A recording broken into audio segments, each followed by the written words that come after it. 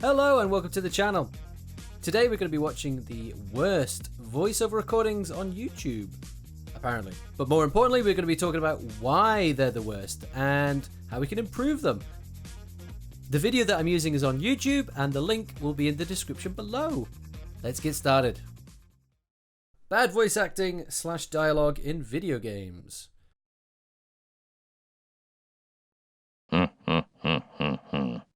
People of the AMS, I am Goldman. Okay.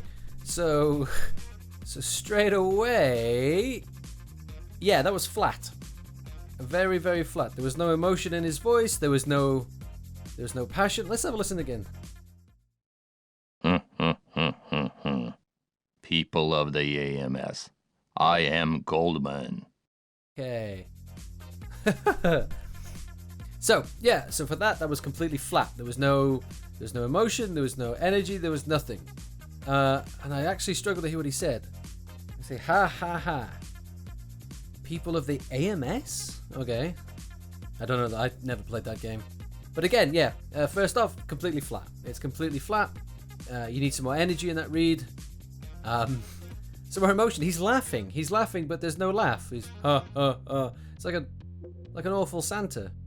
A better take would have been ha ha ha. With a bit more fire and passion in that read. Max! Meryl! Why have you come here? I thought I told you to sit still at home. Okay.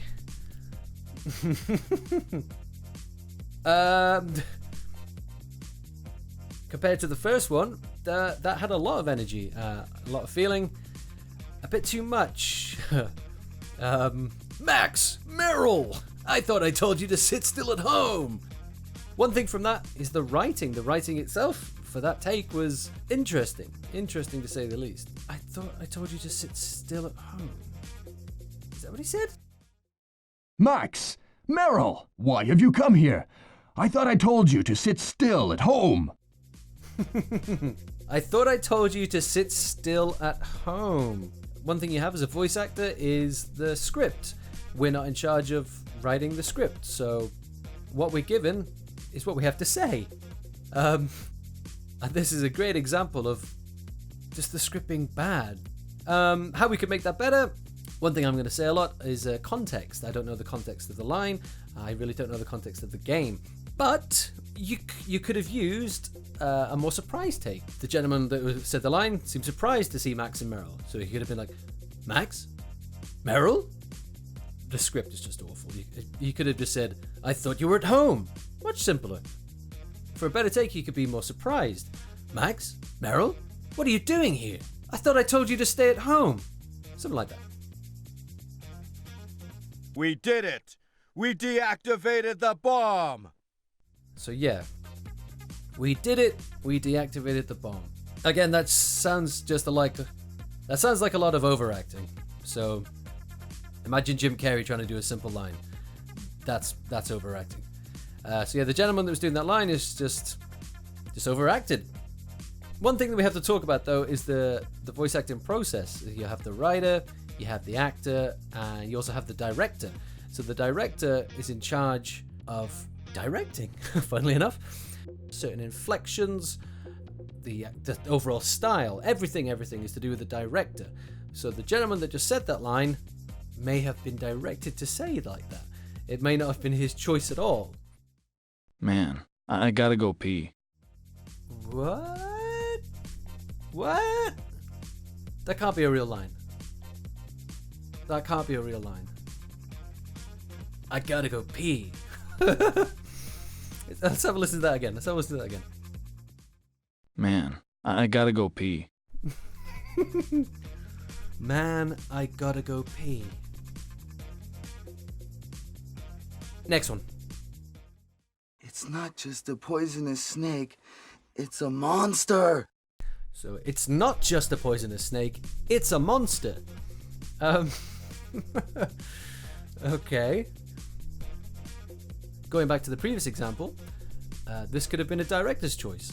The director could have said, I want you to say it exactly like this. And the actor in question did. I remember the context of this. I remember the actual context. I think the gentleman may have been bitten by this snake in the attic where there's a shotgun. I can't remember. But in his situation, if I'd have been attacked by a giant snake, I probably would be a bit more panicked. So I would probably said something like, "Oh, it's not just a giant snake. It's a monster." So there should be a bit of fear in his voice. It's Resident Evil. You're trapped in a freaking zombie house with monsters. You'd be freaking scared. Unless you're Chris Redfield.